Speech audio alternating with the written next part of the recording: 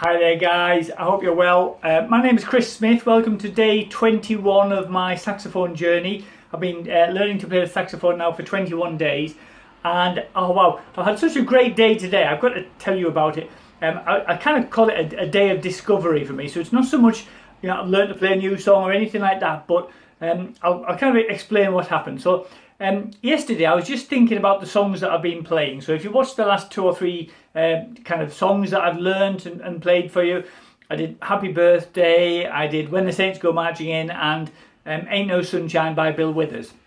Now one of the things about those 3 songs is that they're really simple to learn to play because there are no sharps or flats. So the keying on the saxophone is really simple there. Kind of once you learn how to do the the A, B, C, D, E, F, G, and then an octave higher than that, you've got whatever that is, 14, 15 notes there, all quite simple keying. What I then found though was as I was starting to look for a 4th and a 5th and a 6th song, so more songs to learn, what I was finding was I found the music for them, pick a song that would come up as being quite an easy song for a saxophone player to learn. I'd look at the music, and on the sheet music it would have, and bear in mind I'm an absolute beginner with sheet music as well, so I didn't know anything about this. So you got the treble clef, and it would have just to the right of that like 3 or 4 or 2 or 3 of sharp keys. And I was sort of thinking, okay, so that must mean that there are some sharps that I need to learn as well. And I was frustrated by that just because I hadn't yet learned where on the saxophone the buttons are for all the different sharps and flats that you can find. So I thought, okay, if I'm going to progress beyond doing these very basic songs, I obviously need to know how to do that. So I was really excited to print off and find this, which is, I know this is sort of back to front for you guys because you're in selfie mode, but basically it's a fingering chart for the saxophone, and it shows me all the different keys. And I was so excited about that. Excuse me, I'm just going to grab a swig of water. Because basically what that chart now gives me is the full range on the saxophone, including all of the sharps and flats in between the natural notes that I can already play. So I'm not going to try and go through all of them because it takes me forever, but I've had a couple of challenges, so I'll share those with you as well. So if you're a new saxophone beginner, a beginner like me, then I imagine you might have the similar challenges. If you're an experienced player, then bear with me, I'm guessing you overcame these challenges when you first started off. So the first thing was, the only notes I'd been playing so far were, I would go down as low as a low C. So basically that would be starting here, so at a kind of middle C effectively on my saxophone. Excuse me.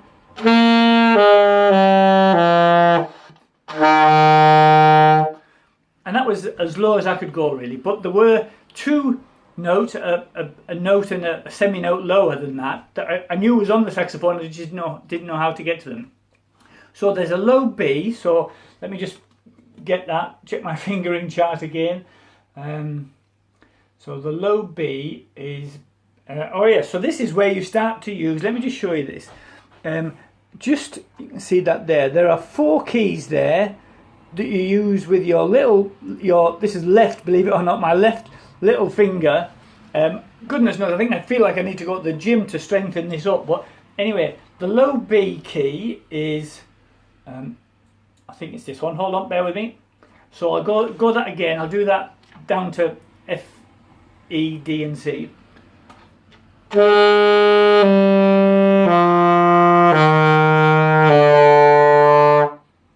I think that was a B, and then there's one even lower, which is a B flat, so I'm going to try and get that one for you.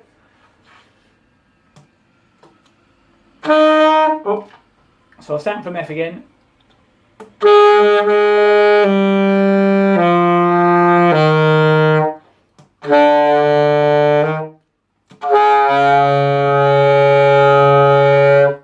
So that was a bit flaky, but that second note was low B flat, so that's kind of 2 extra notes. That's the lowest note I believe I can get on the saxophone. But that was great, so I've now got a B flat that I can use. And then there's loads of other ones, and as I say, I'm not going to try and get them all for you, but things like there's an F sharp. So normally I would just if I was doing like a C major scale, you go up through from C there.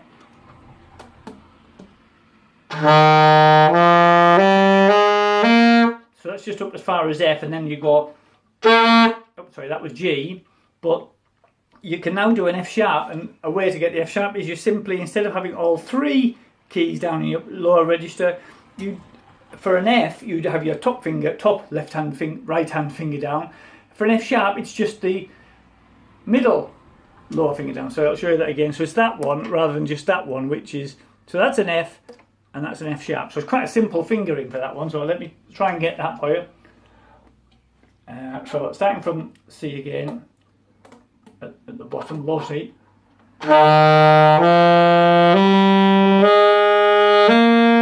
That's just the naturals.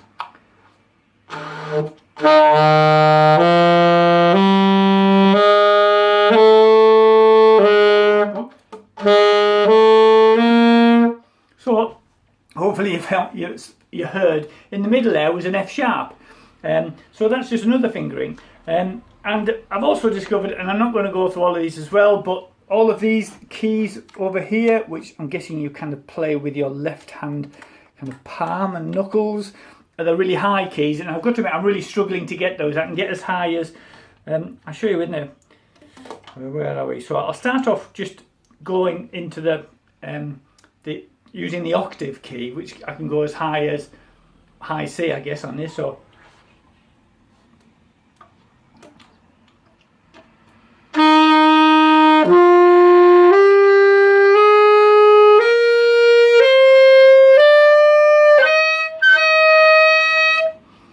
that's high C, but I can go right up as far as D, E, F and F sharp, and there are sharps and flats in there as well, all using these keys here. So I'm really excited that I've found all these other different keys. It's going to take me forever to learn, or it feels like it anyway, because I've just about got the basic keys done. Anyway, so I was really happy then, because the first thing that I thought was, okay, that now opens up a lot more songs for me to start to learn. I still didn't quite understand what just to the right of the treble clef, what these hashtags were. Oh, hashtags, crikey. The sharp signs. But then something else fantastic happened today. I was just out in town. I went to see a film at the cinema, and I had a bit of time before I was there. And so I popped into a bookshop, and I found this book. Now, just in case you can't read backwards, it actually says Music Theory for Dummies. I'm probably seen these range of dummy books. Anyway, I just started browsing that a little bit, and it talked about what these sharp signs or flat signs are the key signature. Now, I have no idea what key signature means.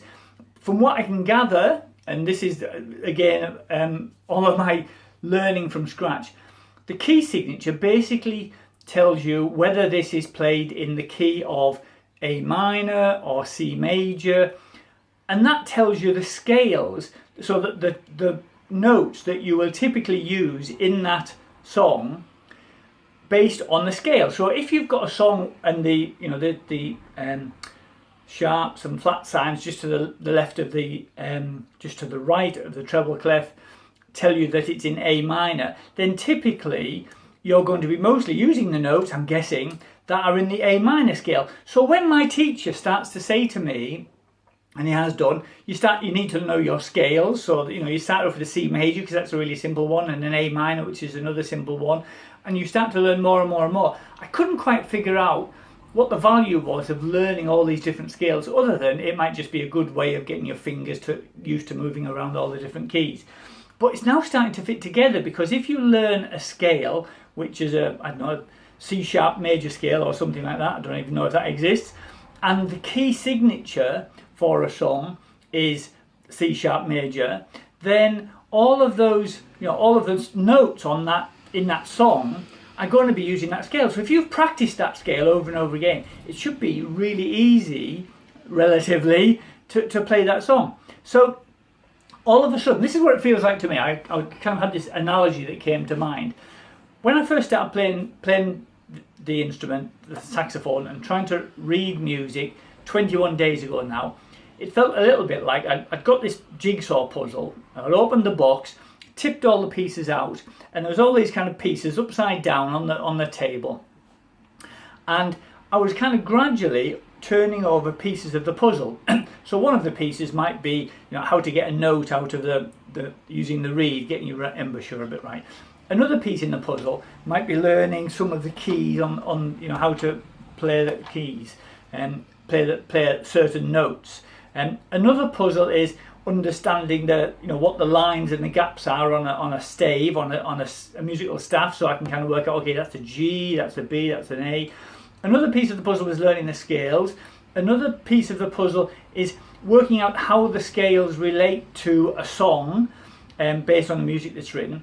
And it's almost like I'm gradually turning over all these different pieces of a jigsaw puzzle. And I know that when they're all turned over and all fitted together properly, I'm going to have this, a wonderful picture of the Mona Lisa. And for me, that would be, being able to play a fantastic version of Baker Street by Jerry Rafferty or something on the saxophone. So at the moment, I'm still kind of looking, I've got a picture of a nose and a picture of an ear and a little bit of a shoulder, and kind of thinking, okay, well, I'm sure I need these pieces, but I'm not quite sure how they all fit together. And all of a sudden today has been a day where it's almost like I've put 2 or 3 pieces together and I've got a nose and a couple of eyes, and suddenly it's starting to make sense. Anyway, I hope you found that useful today. I know there wasn't any great lot of music for you, but I just really wanted to share with you this day of learning, because it's been really exciting, and I kind of feel like I'm kind of taking a big step forward in my journey now. Anyway, guys, have a fantastic day. I'll see you tomorrow for whatever it is. I can't remember what day we're up to now. 22 tomorrow, I think.